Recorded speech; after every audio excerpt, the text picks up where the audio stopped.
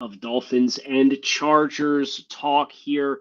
Kyle Krabs, Locked On Dolphins, and David Drogemeyer You of got it, Locked On man. Chargers. All right, I listened to a couple Locked On Chargers episodes this week. So phonetically, I want to get it down.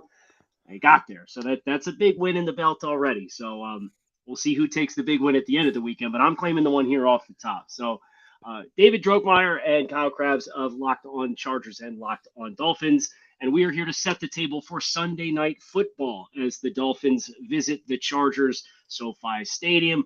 Obviously, a lot at stake for both of these teams. The Chargers looking to climb back above 500 in the midst of the wild card race, and the Dolphins trying to keep pace with the Buffalo Bills in the AFC East standing. So, David, I'm first and foremost, how are you doing? And second of all, let's hear about these Chargers and what's the most pressing storyline coming into this week in your eyes when you think about Los Angeles?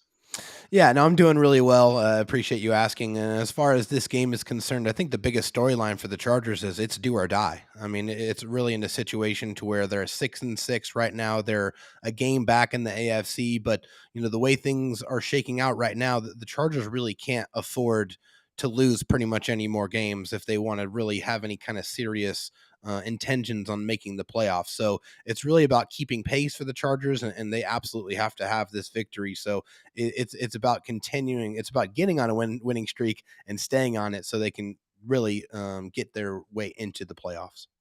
Yeah, so I think about the Chargers, and obviously they've played a lot of one score games. They've been in a lot of closely contested battles, and Miami, up until these past 3 weeks or so, has largely found themselves in the same shoes. So I'm sure they will stress both of us out to no end. But you talk about kind of do or die, right? Yeah. And a little bit of, I don't want to say desperation, but there's a sense of urgency to this game for both sides. So I'm curious from your perspective, when I think about the Chargers, I think about how beat up this team has been, and a lot of unfortunate breaks with injuries and missed time. And obviously, there was a trio of offensive players who did not play against the Raiders last week.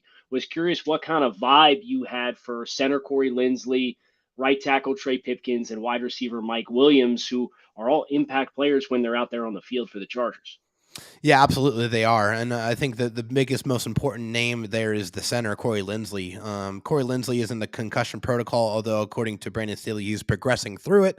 I guess there's some rules about not getting too specific about how that's happening, but he did miss last week's game because of that concussion.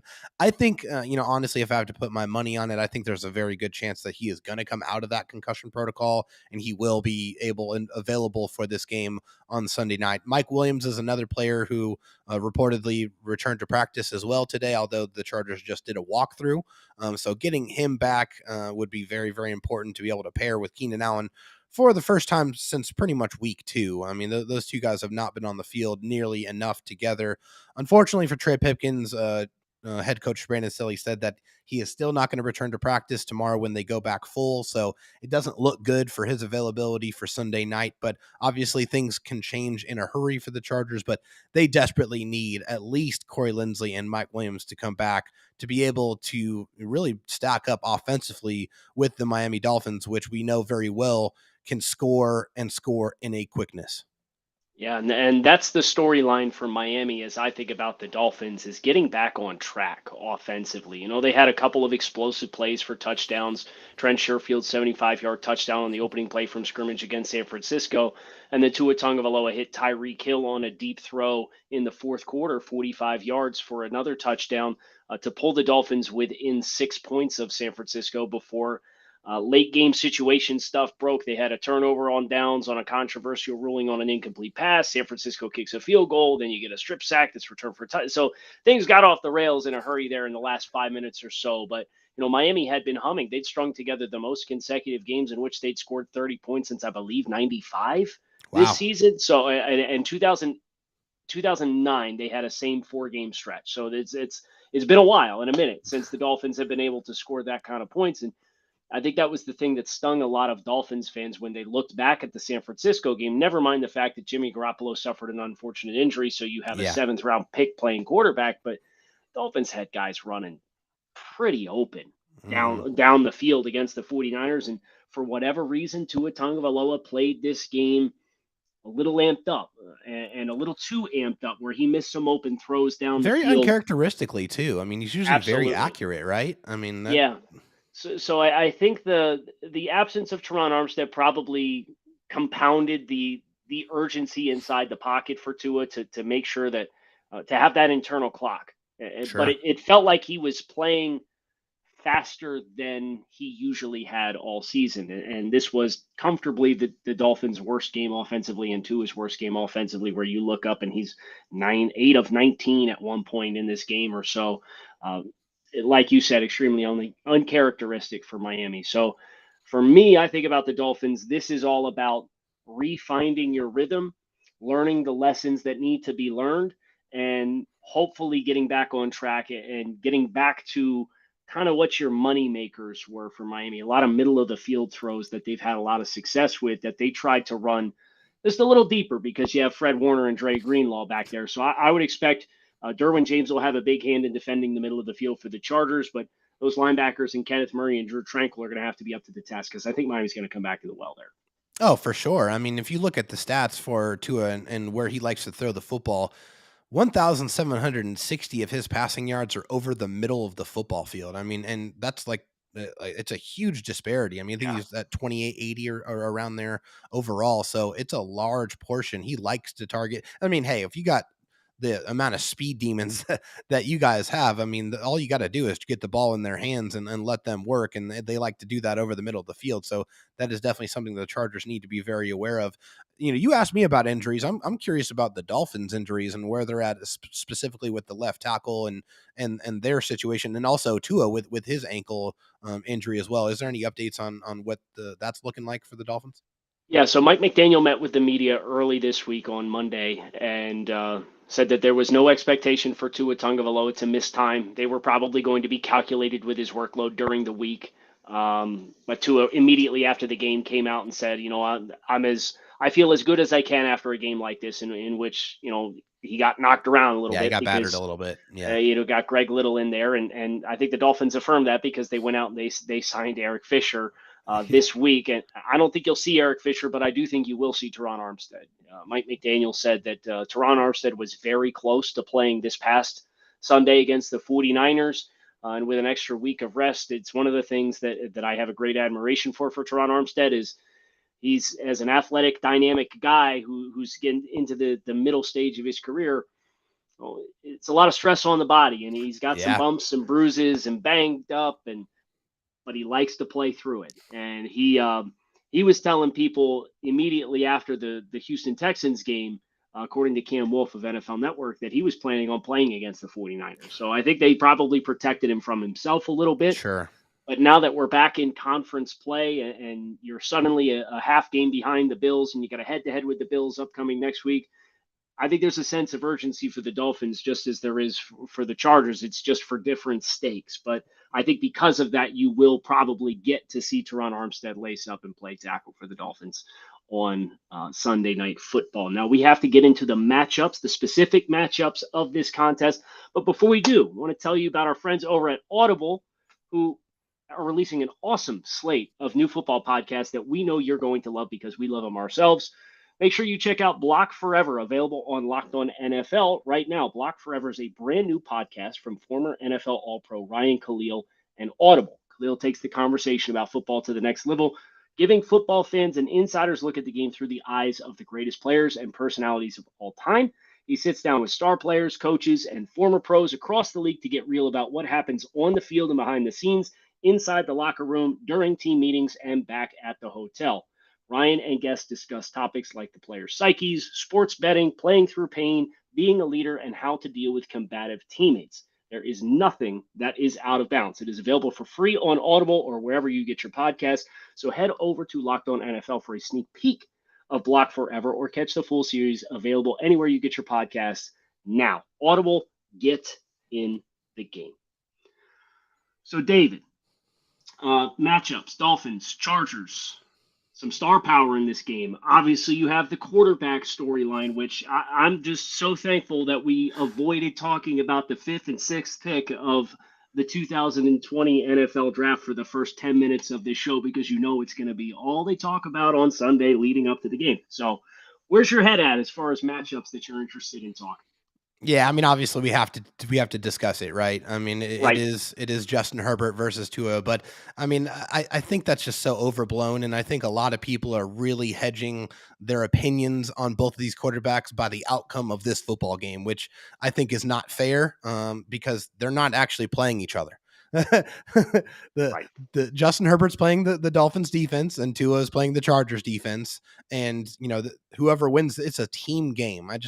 There's so much put on this matchup, and they're going to be linked forever. I mean, that draft class with Joe Burrow included. I mean, those guys are going to be tied and linked together for the rest of their playing careers. But by no means is this Tua versus Justin. It's the Chargers versus the Dolphins. So that's a big matchup. I want to kind of get that out of the way. But as far as a big matchup I'm looking at that is going to be something that could impact the way this game is played is Xavier Howard versus Keenan Allen. And I think Yeah. those two guys are two superstars on both sides of the ball. I mean, Xavier Howard's been a star corner in this league for a very, very long time. He's got paid to be that. And, you looking at the numbers, he's allowing a reception percentage around 63, 64%. So he's been fantastic this year. Keenan Allen's been coming back from an injury, and he has really started to see his workload pick up more and more, and he is healthy, and I feel like he's going to be targeted early and often in this football game. So that matchup with those two alpha males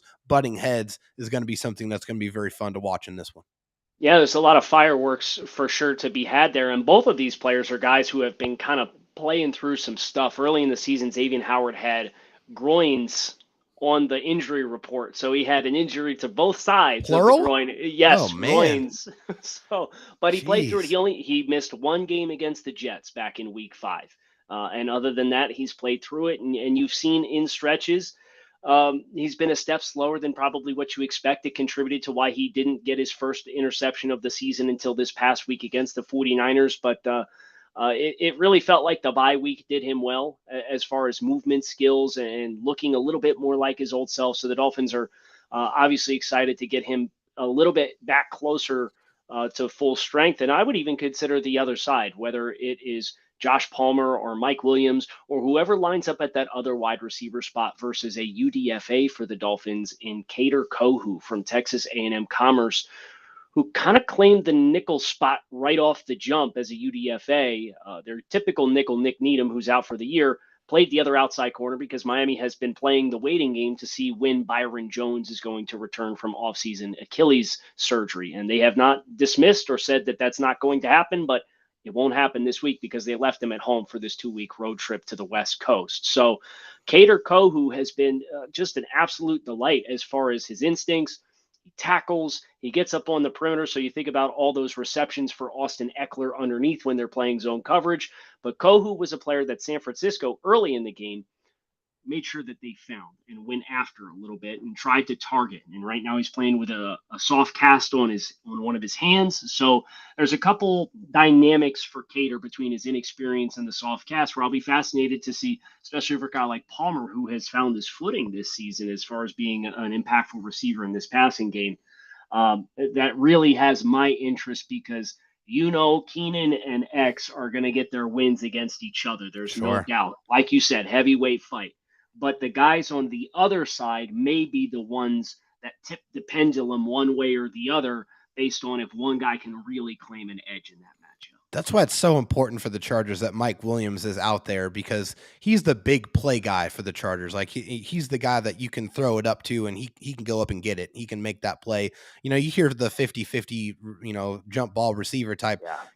Mike Williams is more like an 80-20 jump ball receiver guy. I mean, with his size, his athleticism, his ability to track the football, like there's not many guys that do it better than he does. And, he's been desperately missed in this Chargers offense. So would really love to see him play in this very pivotal matchup for the Chargers. The next matchup I'm kind of looking at here is the two speed demons for the Miami Dolphins. Of course, Yeah. that's Tyreek Hill and Jalen Waddle against the Chargers secondary, Derwin James and Asante Samuel Jr. I mean, it's really going to be important that the Chargers, one, keep the roof over the coverage and not let those guys beat you deep, and make sure that they tackle. The Chargers are one of the worst tackling teams in the league. It's really, really bad. And then against those two guys, you have to make your tackles. You got to get them on the ground, because once they get started, they can go and they can take it to the house in a blink of an eye.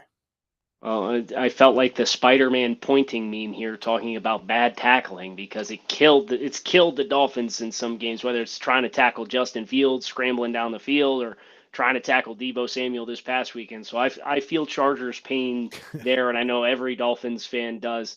Um, and as I think about matchups, another one when the Chargers have the ball that is of interest to me is Bradley Chubb and Jalen Phillips against, I believe it is Jamari Salyer playing left tackle right now, correct? Correct. Yes. And then whoever is playing that right tackle spot and the effort to finish. There's been this whole big debate for Dolphins fans this season about pressure versus sacks, and they've been getting high pressures, but they haven't been finishing plays. And early in the season, before they traded for Bradley Chubb, a lot of that was because, well, we're down Nick Needham in the secondary, we're down Byron Jones in the secondary, so we got to play more soft zone coverage, Sure. and we're blitzing to try and get home. But the quarterback is identifying where his free completions are underneath because you're Yeah, it's bringing hot extra read, right? bodies. Yeah. Yep. So that's changed a little bit, and you've seen more success in finishing some of these negative plays, but that has to come, in my mind, off the edges, especially if you see Corey Linsley back, and Christian Wilkins is an excellent player. It's a kind of another heavyweight battle between those two guys on the inside, but I think that the damage can really be done if you can collapse the pocket kind of in Justin's peripheral vision, or you might have a better chance of catching him not feeling it develop. And then you have all this length and explosiveness with these two big guys to try and bring him down. So that pass rush for me is a critical component of this game for Miami. Oh, it definitely it's going to impact everything, and unfortunately for the Chargers, the last several games they've given up 20 plus pressures and multiple sacks, and it's just it's you can't really ask a backup offensive line to be able Yeah. to protect as much as it's required for Justin Herbert to really be able to decipher down the football field and make his decisions, because the Chargers running game has been almost non-existent. It's been something where they get behind in ball games and then they have to throw to catch up and they abandon the run. And of course, part of that protection is being able to run the football and keep the defense on their toes. And so that is going to be very important in this game to pay attention to, especially on the right side. I think Jamari Salyer at left tackle has played just outstandingly well considering the circumstance. I mean, he's a 6th-round rookie that has given up 4 sacks and 440 plus pass blocking snaps, which is fantastic. I mean, you can't ask for much more, stepping in for an all-pro in Rashawn Slater, who got injured earlier in the year and has been out for the entire season.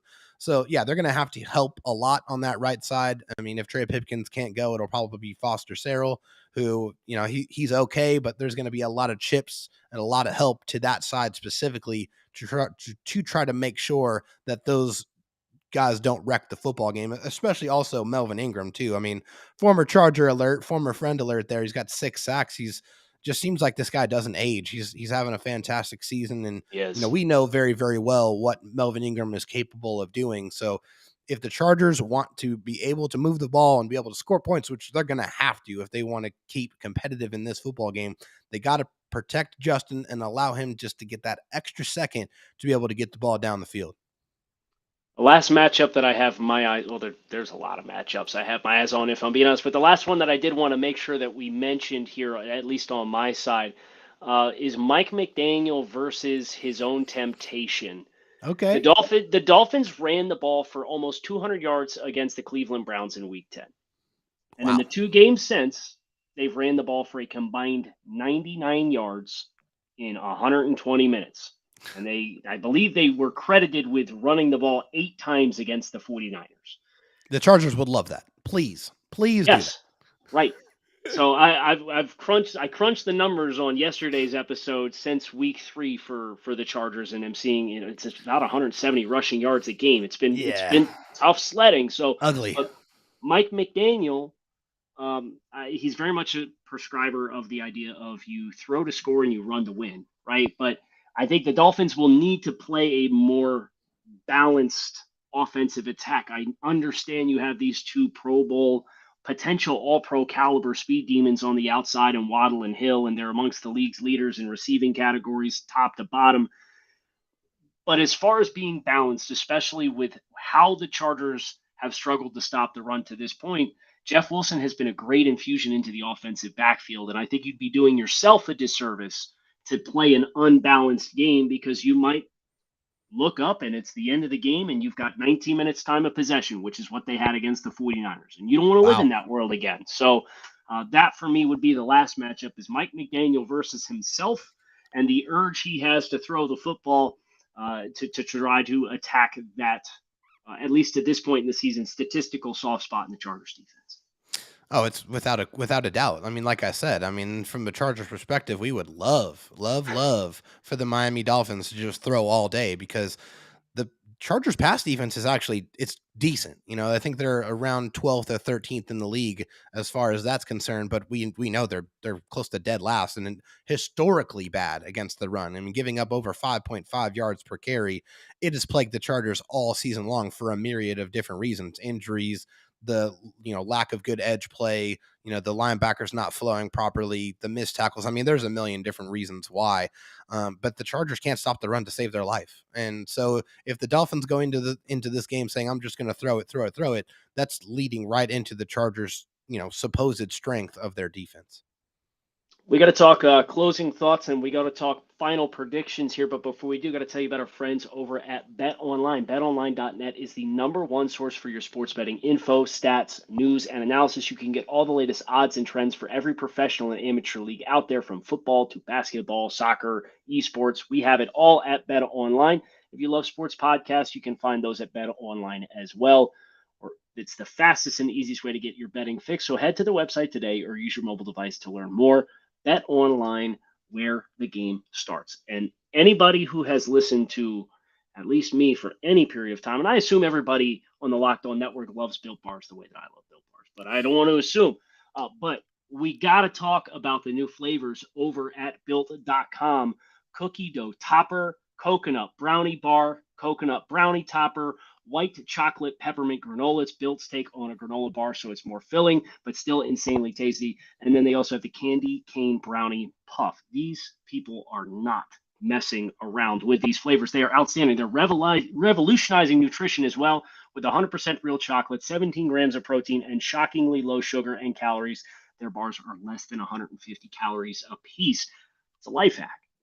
Everybody loves a good life hack. So Built, it's the next one. If you haven't tried, you need to try. And this magical, wonderful time of year, you're probably going to want to try a few of their magical, wonderful tasting protein bars. Get 15% off your order right now using code Locked On at Built.com. That is promo code Locked On 15 at Built.com. Okay, David. Home team, so you get to choose. Do you want first or second prediction, and then any final thoughts that you may have as we get ready to shut down this crossover Thursday? Yeah, I mean, I'll go first just because this is a home game for the Chargers. A game that got flexed into Sunday Night Football. There, I think this is it's going to be 7 primetime games. I don't know. They'll probably get flexed out against the Colts later on in the season. But if it stands right now, I mean, it's 7 primetime games for the Chargers, and can they get a win? I mean, that's the big thing. It's obviously extremely important to them. They have to win either one of these next 2 games against the Dolphins or against the Titans to really put themselves in any kind of position to win. Unfortunately for the Chargers, I just don't feel like it's going to happen. I just feel like the Chargers are so injured, and I don't know if they're going to be able to match points with the Dolphins, which, it makes me sad to have to say. I think the Dolphins are probably going to win this one. I do think it's going to be close because that's all the Chargers That's all play. we know. Yeah, that's all they play is close games. They keep it close, and that's because of Justin Herbert. Justin Herbert's fantastic. I mean, he really elevates everyone around him, and he really tries to put the entire team on his back. But that's why the Chargers can't win, because they just don't have enough balance, and they can't stop the run to save their life. So I feel like it's going to be a close game. I think it's going to be somewhat high scoring. I think I'm going to go 34-31, but unfortunately with the Dolphins taking the win. Yeah, I know. Over at Bet Online, the game total for this was, I believe, 52 points. And the safest thing I can tell you is smash the over of 52 points in this game. I generally agree with kind of your perspective, David. It's going to be a heart attack inducing game. I'm sure there's going to be blow for blow. There's going to be big plays. Yeah. There's going to be yards. It's who can avoid the negative play in crunch time, who can protect the ball best. and who can, establish the best balance offensively. And I think that for me is, you've seen flashes from Miami. Yeah. I know the Chargers have really balanced play from Austin Eckler, but it's balanced in receiving yards and rushing yards with about, it's like 550 apiece or something like that. So Yeah. I mean, he's been a huge impact. But I think Miami has had some experience against big play quarterbacks thus far this season, like Lamar Jackson, like Josh Allen, and they've zoned those teams up and they've made them nickel and dime their way down the field, and then they try to bow up and play bend don't break defense. And I think that you will see that maybe one more time than the Chargers are able to do it. My prediction coming in was 31-27, so we're right in the same ballpark. But a bounce of the ball could send this thing either way, and it's going to be a very thrilling 60 minutes for both sides. And um, I would just like the record to state that I would love to see the Chargers make the playoffs, because I love that this 2020 quarterback class has the elements that it does with these guys. And Yeah. Joe Burrow, obviously, they're playing at such a high level offensively.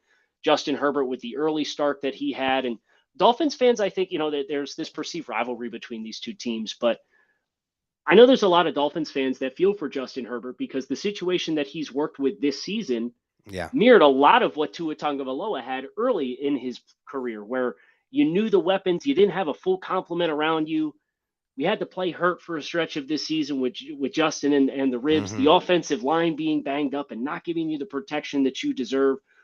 So we're not so different, you and I, Chargers and Dolphins fans. And I hope we all have a safe, healthy game. I hope it's entertaining. And David, who knows, maybe we get to do another one of these down here in January at some point. That'd be a little bit of fun, don't you think? I would love it. I would love to see that happen. That would mean that the Chargers played really, really good football to close up the season and they were able to sneak their way in. That would be really nice. Well, let's hope it happens. I'm rooting for it. I know you are as well. We hope everybody enjoyed today's discussion here on the Locked On Network Crossover Thursday. Make sure for all your Chargers news, you hit subscribe to Locked On Chargers. For all your Dolphins news, you hit subscribe to Locked On Dolphins. And check out all the great podcasts we have on the Locked On Network. It is your team every day. We don't just say it, we live it here on the Locked On Network. So with David, I am Kyle. Thanks for stopping by this Crossover Thursday. Enjoy your weekend. Enjoy the football. Enjoy the game on Sunday night. And make sure you tune into Locked On Chargers and Locked On Dolphins for the